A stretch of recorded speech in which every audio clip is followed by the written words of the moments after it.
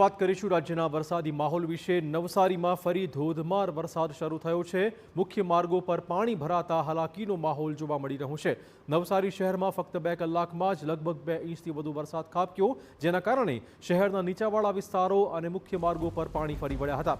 વરસાદની તીવ્રતા એટલી વધારે હતી કે નવસારી શહેરના હાર્ટ ઓફ ધ સિટી ગણાતા પ્રતિષ્ઠિત લુણસી કુઈ વિસ્તારમાં ચારે તરફ પાણીનો ભારે ઘેરાવો જોવા મળ્યો।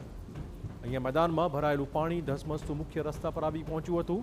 રસ્તાઓ પર ઘૂંટણસમાં પાણી ભરાઈ જવાના કારણે નદી વહેતી હોય તે પ્રકારના દ્રશ્યો સામે આવ્યા।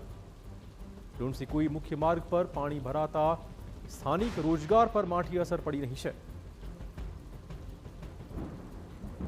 નવસારીના બંદર રોડ, ગરનાળુ, શહીદ ચોક, મોટા બજાર, શિવાજી ચોક, નાગ તલાવડી, ચાર પુલ, શાંતાદેવી રોડ, કબીરપુર મુખ્ય માર્ગ, જૂના થાણા મુખ્ય માર્ગ, central jail Jamalpur, grid, Bardoli road સહિતના વિસ્તારોમાં ભારે પાણી ભરાયું હતું।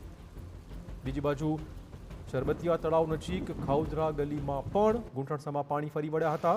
રસ્તાની આસપાસ લારી ગલ્લા ચલાવીને પોતાનું પેટીયું રળતા વેપારીઓને ભારે હાલાકીનો સામનો કરવાનો વારો આવ્યો હતો।